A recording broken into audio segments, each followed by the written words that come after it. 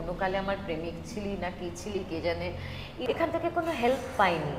আমি প্রথম থেকেই আমার মতো করে চলতাম, তো মানে কেউ ডিকটেট করবে আমি সেই মতো করে চলিনি। শিলাদিত্য আমার এক্স হাজব্যান্ডেরও একটা বিরাট দায়িত্ব, বিরাট ভাগ রয়েছে। সাদা চামড়ার মানুষগুলো যখন অটোগ্রাফ নিচ্ছে বা যখন বলছে এই ছবিটা অস্কারে যাওয়া উচিত, তোমার অস্কার পাওয়া উচিত, আমি দেখছি কারা কারা শুনছে। আমার মনে হয় যে ইস, আমার ওই লোকগুলো যারা আমাকে করে তারা শুনলো না এই কথাগুলো। তার জন্য আমরা ওই সঙ্গী খুঁজি, কেউ একটু শুনবে আমার কথা, কারোর কি একটু সময় আছে গো শোনার। কারণ আমাদের দুজনের বেশ কিছু ভালো গুণ আর কিছু কিছু খারাপ গুণ পেয়েছে। সময়ের সাথে সাথে বদলে গিয়েছে অনেক কিছু। চেনা মানুষ পাল্টেছে, বদলেছে এই শহরের কোলাহল, চেনা অলিগলিও এখন মনে হয় অচেনা। আর এই সবটা নিয়েই কিন্তু আসতে চলেছে খুব তাড়াতাড়ি আপনাদের কাছে একটি ছবি, যার নাম মায়ানগর। নামটা শুনেই বুঝতে পারছেন যে মায়াতে ভরা। এবং আমার পাশে যিনি রয়েছেন তার সাথে আমরা অফ ক্যামেরা একটু বেশিই গল্প করি, কারণ তিনি এতটাই মায়া দিয়ে আমাদের জড়িয়ে রাখেন। Thank you. এবং আমি খুব এটা বলতে পারি, কারণ জানি তুমি বয়স নিয়ে একেবারেই ভাবিত না। আমি ছোটবেলায় যে শ্রীলেখা দিকে দেখেছি, আমি কোনোদিন ভাবিনি, হয় না যে অনেক সময় কেটে যায় বিষয়টা যখন আমরা সামনে থেকে দেখি।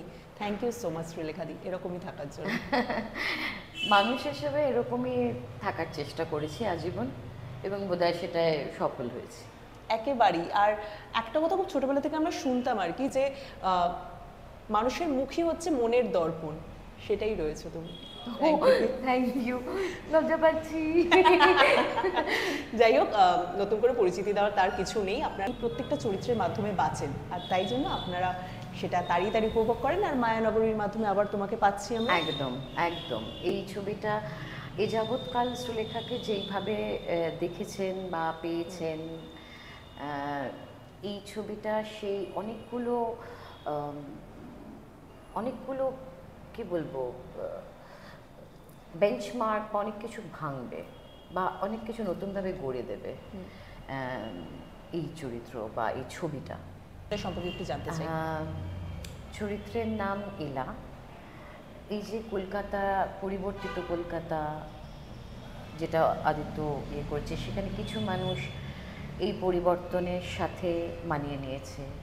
কেউ থমকে গেছে, কেউ পিছিয়ে গেছে, কেউ এগিয়ে গেছে। সো এরকম কয়েকটা ক্যারেক্টার রয়েছে, এবং শহর কলকাতা একটা খুব বড় চরিত্র এখানে।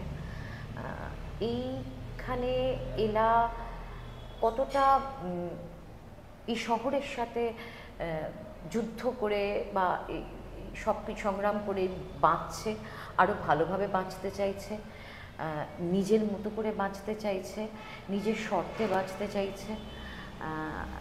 সে আপাতভাবে একজন বিবাহিত একজন মহিলা, একজন মা, অভিনয় করার চেষ্টা করেছিল, খুব একটা সফল হয়নি। এখন খুচখাচ অ্যাঙ্কারিং করে জ্যোতিষ চ্যানেলে বা কোনো প্রোগ্রামের অ্যাঙ্কারিং, এই করে তার নিজেরটা সে নিজের মতো করে চালায়। তার হাজব্যান্ড রয়েছে, সে বাড়িতে কোচিং সেন্টার করে, কুকুর ব্রিড করায়। কিন্তু দুজন মানুষ পাশাপাশি থেকে দুটো আলাদা দ্বীপে রয়েছে। তবুও তাদের মধ্যে একটা কানেক্ট রয়েছে। খুব সুন্দরভাবে সেই ইকুয়েশনসগুলো করা ছবিতে। সত্যজিৎ খুব ভালো করেছে। সো এটা অনেক কিছু নিয়ে, এটা না এমনিভাবে বলতে পারবো না।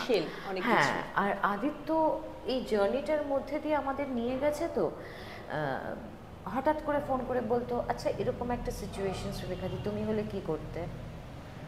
সো আমি হয়তো বললাম যে আমি হলে, খুব মন খারাপ হলে আমি একটু মিষ্টি খেতাম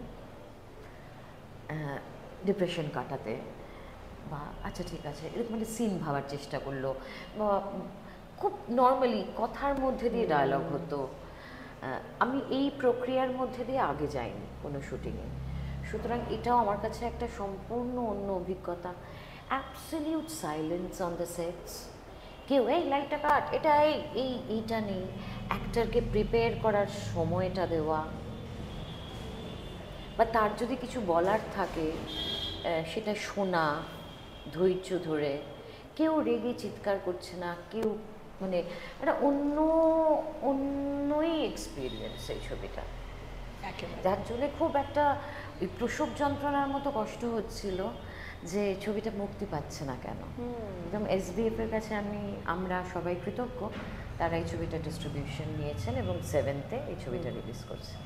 এবং তুমি এখন একটা খুব সুন্দর কথা বললে আর কি, যে কথা শুনতো, এই কথা শোনার মানুষ বোধহয় এখন একেবারেই সবাই নেই। বলে কেউ শোনে না, যার জন্য আমরা ওই সঙ্গী খুঁজি, কেউ একটু শুনবে আমার কথা। কারোর কি একটু সময় আছে গো শোনার? কারোর সময় নেই, সবাই খুব ব্যস্ত, সবাই দৌড়চ্ছে, কারোর একটু জাস্ট থেমে নিঃশ্বাস নেওয়ার সময় নেই। এবং তুমি এটাও তো হয় অনেক সময় শ্রীলেখা দি, যে আমরা কাউকে একটু মন খুলে কথা বলবো, জাজমেন্টটা সবার আগে আসে মানুষ। সেই জন্য এই যে আমরা ভার্চুয়াল ওয়ার্ল্ডে আমাদের হাজার হাজার ফলোয়ার্স, মিলিয়ন মিলিয়ন ফলোয়ার্স, কিন্তু আসলে মানুষ কজন পাশে দাঁড়ানোর, সেইটার কিন্তু বড়ই অভাব। কারণ সেও ছুটছে, শুধু কেউ থামছে না, কেউ একটু একটু জিরোচ্ছে না। এই হারিয়ে গেল, এই ফসকে গেল, এই একটা র্যাট রেসের মধ্যে একটা অদ্ভুত একটা চলছে। এবং সেটা শুধু কলকাতা শহরে না, এটা মানে সব জায়গায়, বিশ্বে বিশ্বে মানে অদ্ভুত একটা চেঞ্জ ওভার, ইনফ্লুয়েন্সার অমুক তমুক, পৃথিবীটা হঠাৎ করে কিরকম একটা পাল্টে গেল। মানে সোশ্যাল মিডিয়া আমাদের জীবন ডিকটেট করছে। ওই যে ব্ল্যাক ম্যাজিক বলে নেটফ্লিক্সের যে সিরিজটা আছে, একদম সেই রকম হয়ে যাচ্ছে, কার কটা ফলোয়ার্স, কার কটা এই, কার কটা, মানে এইটা অদ্ভুত একটা জগৎ, একটা ফেক, একটা আর্টিফিশিয়াল ইন্টেলিজেন্সের মানে ওই এরকম একটা জগৎ, যে জগৎটা হয়তো রিয়েল নয়। মানে আমরা সত্যি কি এখানে রয়েছি, সত্যি কি এটা, নাকি এটা অ্যাকচুয়ালি অন্য কোথাও হচ্ছে, মানে এটা যেন একটা সাজানো ঘটনা, মানে এরকম একটা হচ্ছে। মানে আমার খুব ইরি লাগে আর কি পুরো বিষয়টা। একেবারেই। আর সেটার বাইরে গিয়ে যখন নিজের কাজের জন্য স্বীকৃতি পাওয়া হয়, সেটা কিরকম? সেটা খুব বড় একটা পাওনা গো। এবং সেটা যখন বিদেশের মাটিতে হয়, তখন দেশের জন্যও একটা গর্ববোধ হয়, নিজের জন্য তো হয়ই। ইন্ডিয়াকে রিপ্রেজেন্ট এবং করছে। ইন্ডিয়াকে রেপ্রেজেন্ট করছি, বাংলা ছবিকে রেপ্রেজেন্ট করছি। সাদা চামড়ার মানুষগুলো যখন অটোগ্রাফ নিচ্ছে, বা যখন বলছে এই ছবিটা অস্কারে যাওয়া উচিত, তোমার অস্কার পাওয়া উচিত, আমি দেখছি কারা কারা শুনছে। আমার মনে হয় যে ইস, আমার ওই লোকগুলো যারা আমাকে করে তারা শুনলো না এই কথাগুলো। সো বাট ঠিক আছে, আমি কিছু কিছু, সব কিছু না সবারকে দেখানোর জন্য নয়, একেবারে। কিছু কিছু নিজের মতো করে অভিজ্ঞতা সঞ্চয় করা, নিজের ভালো লাগা, ওই মুহূর্তটা আমার, এইটা একটা খুব বড় পাওয়া। সবাইকে সব কিছু জানিয়ে ভ্যালিডেশনের কোনো প্রয়োজন নেই। ক্যাপচার করে রাখুনি সেই মোমেন্টগুলো? না, মানে আপনি আবার বলুন, আমি ফোনে ক্যাপচার করছি, এটা আমার পক্ষে সম্ভব হয়নি। একেবারে। এরপরে গিয়েও কিন্তু সেলফি তোলার একটা কিছু ব্যাপার ছিল, আমরা শুনেছি। তারপর তুমি যেটা অটোগ্রাফটাও আর কি বললে আর কি, যে এগুলো সত্যি প্রাপ্তি, বিরাট বিরাট প্রাপ্তি। মানে ওখানে রেড কার্পেট হাঁটা, পেনিলোপি ক্রুজ যাচ্ছে, বেনেডিক্ট কাম্বারব্যাচ, আমি তো আমি কাকে একটা বলছি, আমার যে প্রডিউসার ছিলেন, French producer, Catherine, I want to see Benedict, I want to see Benedict. Catherine বলছে, listen, people will come to see you, you are the star, you are walking the red carpet along with them. So মানে তোমার এই ফিলটা হচ্ছে না? হ্যাঁ, আমার তো বেনেডিক্ট, শার্লক হোমস, মানে পাগল পাগল অবস্থা। সো এই তো ওইখানে 1 মাস থাকলাম, ওই যাপনটা করলাম ওই কোভিডের সময়। এখান থেকে কোনো হেল্প পাইনি। যাওয়ার সময় যখন ওই কিছু ডেটস ক্ল্যাশ করছিল, একটা বাঙালি একজন অভিনেত্রী যাচ্ছে, তাকে কোঅপারেট করা, সেটা কিন্তু আমি এখান থেকে পাইনি। তারা বলেছিল যে তোমার আগে কমিটমেন্ট এই ওয়েব সিরিজ, এটা তুমি, আমি ওইটা বাদ দিয়ে আমি ওয়েব সিরিজ, এটা তোমাদের এটা অ্যাডজাস্ট করতে পারবে না। সো এটা একটু অদ্ভুত লেগেছিল আর কি, যে আমাদের এখান থেকে একজন যাচ্ছে, সেখানে যে তাকে হেল্প করা, কোঅপারেট করা, সেটা স্যাডলি, আনফর্চুনেটলি। শ্রীলেখাদি, তো এই যে যখন শুরু করেছিলাম মায়ার কথা বলছিলাম আর কি, তুমি খুব সবাইকে মায়ায় নিয়ে থাকো, নিজে ভীষণ আমার বাড়িতে গেলে বুঝতে পারবে, আমার মানে বেড়াল, জগৎটাই আলাদা। ম্যাও আমার কারণ আমার দিকে এরম করে তাকায়, যে তুই বোধহয় কোনো কালে আমার প্রেমিক ছিলি না কি ছিলি কে জানে, এরম করে মা মা মানে ওরা যে আমার এক একটা হাড় পাঁজরের মতো, বুঝলে তো, আমার নিঃশ্বাস প্রশ্বাস ওদের জন্যে এরকম একটা। এবং আমার নিচে কালু বাবু, কালু একটা আছে আমার মিষ্টি একটা কুকুর নিচে, সে আমার দূর থেকে গাড়িটা আসছে সে দেখে, আমার লাফিয়ে ওঠে, তাকে আদর করি, মুখের মধ্যে হাত ঢুকে যায়, মানে কিচ্ছু না ওর মানে এই এক অদ্ভুত পেয়েছি গো। পিওর জিনিস যখন তুমি যদি খাঁটি সোনা পাও, তোমার কি আর্টিফিশিয়াল জিনিস পছন্দ হবে? সো আমি খাঁটি প্রেম পেয়েছি। একেবারেই। কিন্তু এই জায়গাটা কবে তৈরি হলো শ্রীলেখাদি, যেখানে এটা এই যে এই বিল্ডিংয়ে এসে ঝগড়া ফগড়া, এই প্রত্যেকটার না একটা যেন কারণ আছে, ওই সব করে আমি ওদেরকে পেয়েছি। তো এইটা গৌণ হয়ে গেল, এটা কাটাকুটি হয়ে গেল, যেটা পেয়েছি সেটা আমার কাছে বড় হয়ে গেল। সো আমার মনে হলো এইটার জন্যই হয়তো, মানে এইটা পাওয়ার একটা জন্যই reason। হয়তো এইটা হলো। একেবারে। সো এইরকমভাবেই আমার পাড়াতেও অনেক আছে আমার ছানাপোনা। হ্যাঁ, তুমি তো আলাপ করাও, কিন্তু সেটা আবার সোশ্যাল মিডিয়ার মাধ্যমেই জানি আর কি আমরা। তুমি প্রত্যেকের সবাই সাথে- জানে আমার বেড়ালটার কদিন অসুখ হয়েছিল, অন্য লোকজন খবর নিচ্ছে তোমার বেড়ালটা এখন ভালো আছে, কি যে মিষ্টি বেড়াল, ওর প্রত্যেক দিন দুবেলা স্যালাইন অ্যান্টিবায়োটিক, ওই সরু সরু পায়ের মধ্যে ইন্ট্রাভেনাস চলছে, কোনো কিচ্ছু না। আমি ওকে জড়িয়ে এরম করে শুয়ে থাকতাম আর ওই ছেলেটা ওটা করতো, মা মা করছে, আমি ওকে আদৌ না বাবু ঠিক হয়ে যা বাবু। ওরা আমার কতটা বুঝে জানো, সেটাই সব থেকে বড় দরকার। ওরা মায়ের ভাষাটা বুঝে। আর এই যে দীর্ঘ বছর ইন্ডাস্ট্রিতে কাটানো যে মানুষগুলোর সাথে, তাদের হঠাৎ পরিবর্তনটা যখন দেখো, তারা যখন আমি তখন সেটা তোমার নিয়ে কথা বলছে ভাবিত না। নয়, সেটা নিয়ে আমি আর ভাবছি না।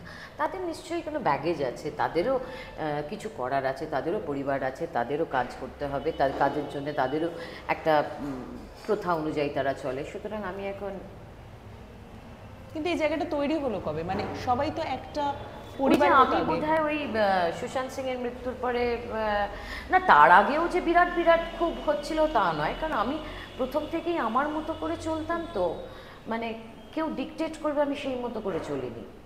সুতরাং আমি যেটা মনে করেছি আমি সেটা করেছি, সেটা ঠিক হোক ভুল হোক আমার, আমি ওই ভুলটা থেকে শিখবো। সুতরাং কিন্তু ওইটা আরও বেশি হলো ওই যখন আমি নাম ধাম নিয়ে এইসব বললাম, তো সেটা তো আমি জাস্টিফাই করব না, কিন্তু সুশান্ত সিংয়ের মৃত্যুটা যখন সুইসাইড বলে ধরা হচ্ছিল, আমি যেন রিলেট করতে পারলাম, আমার একটা তার কেটে গেছিল, মানে আমি একটা আউট অফ বডি এক্সপিরিয়েন্স হয়েছিল আমার, মানে ওটা আমি না ঠিক বোঝাতে পারবো না লজিক্যালি যে কেন করেছিলাম। আমি যে 1 ঘন্টা 9 মিনিট বকেছি একা, আমি নিজেও জানি না। শুধুমাত্র যে উপলব্ধি একবার হয় তা নয়, তুমি সামাজিক মাধ্যমে কদিন আগেও ভাগ করে নিয়েছিলে, এবং আমরা সবাই জানি যে বাবা মার জায়গায় কেউ পূরণ করতে পারে না। এবং তো না না, সেই অনেকের উপলব্ধি- আছে কিন্তু বাবা মার সাথে প্রবলেম বা সেই জায়গাটা হয়নি কোনো কারণে। আমি ব্লেসড, আমি পরের জন্মে আমি বিশ্বাস করি পরের জন্মে আমার যদি আবার জন্ম হয়, আমি যেন আবার ওই বাবা মাকেই পাই। আর নিজের মেয়েকেও তো তুমি তার মা হতে চাইবে নাকি এবার মেয়েকে মা হিসেবে চাইবে, কারণ মেয়ে তো আমার মা মেয়ে হয়ে যায়। কিন্তু মায়ের মতো, আমার মেয়ে কিন্তু মানে আমার মা না এত ভালো, মানে এত অন্যরকমের ছিলেন, কোনোদিন আমরা মারঠার খাইনি বুঝলে। ও। আমার মা মারতো, মানে ব্যথা লাগবে, সোনামণি তোকে আমি মারবো, হ্যাঁ, তোকে আমি মারবো, এইটুকু, তাও ছোট বয়সে। মা এত নরম নিরীহ সরম মানুষ। মানে অন্য রকমের ছিলেন। আর সেটাই তুমি হওয়ার চেষ্টা করেছো। আমি দুজনকেই বাবার- টের পাই, দুজনকেই টের পাই আমার মধ্যে। জিন্স যে কি সাংঘাতিক, আমি হঠাৎ করে এরম করে কথা বলতে বলতে, আরে বাবা এরমভাবে কথা বলতো না, এ মা এটা এরমভাবে বলতো না, হঠাৎ এক ধরনের সেজে যখন আমি দেখি, আমি নিজেকে আয়নায়, এ তো আমি মাকে দেখছি মনে হয়, যে তো মা। আর স্বপ্নে তো তারা আমার আসেই।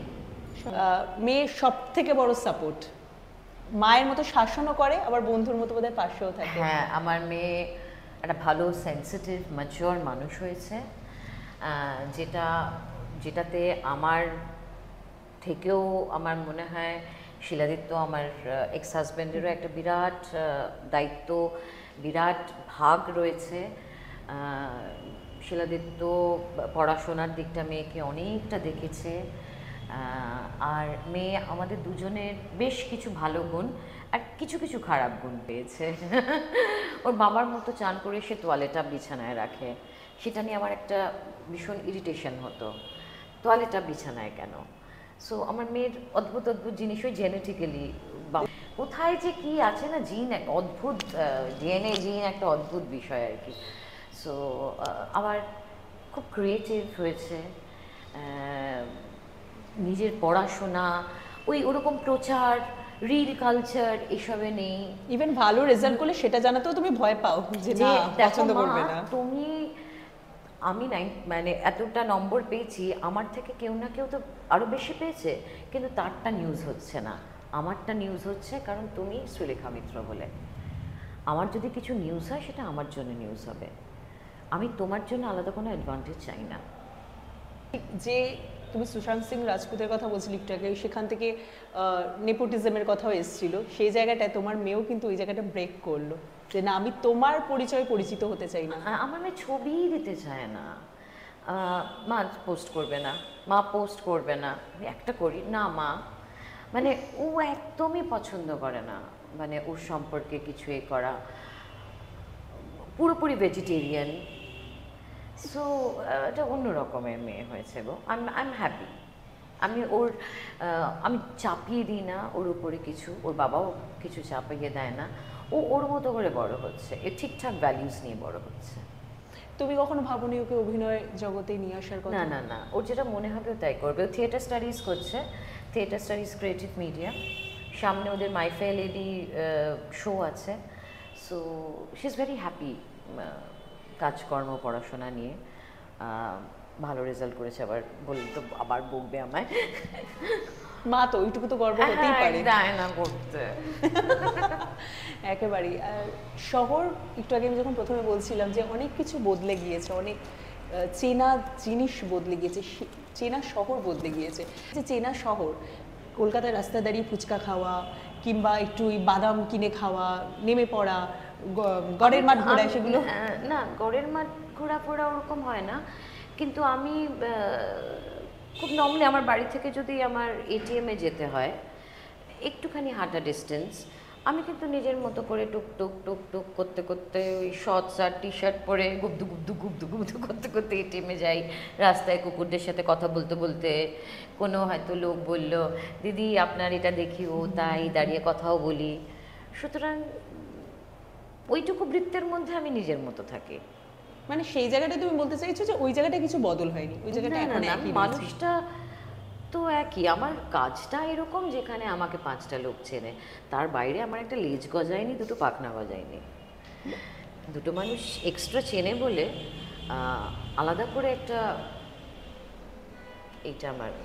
শুধু দুটো মানুষ এক্সট্রা চেনে সেটা তো নয়, বিদেশের মাটিতে কিন্তু তাদেরকে অটোগ্রাফ দিয়ে আসা যারা বাংলা ভাষা বোঝেন না কিন্তু বাংলা সিনেমা দেখে ছবিটা বুঝেছে এবং এই ছবিটার পরে বলেছে Indian films, do they make Indian films like this, we had no idea, because ওদের কাছে ইন্ডিয়ান ফিল্মস মানে বলিউড, ধুম ধারাক্কা, নাচ গানা, এইটা জানতো। এরকম ছবি যে ইন্ডিয়ান ফিল্ম হয় সেটা তারা জানতো না, এবং তারা অসম্ভব এনজয় করেছিল ছবিটা দেখে। একেবারেই। আর এবার দর্শকদের পালা মায়ানগর দেখার। একদম 7ই ফেব্রুয়ারি ছবিটা আসছে, আমার বিশ্বাস আপনাদের ভালো লাগবে, একবার আসবেন হলে, হল থেকে বেরিয়ে আপনিও আপনার আত্মীয় স্বজন বন্ধু বান্ধবদের বলবেন যে এই সিনেমাটা দেখতে, এটা আমি জানি। একেবারেই শ্রীলেখাদি বলে দিয়েছে, তারপর আমার আর নতুন করে বলার কিছু নেই। পরিবারের সকলকে নিয়ে করার মতো ছবি, যার নাম মায়ানগর, আদিত্য বিক্রম সেনগুপ্তর পরিচালিত মায়ানগর।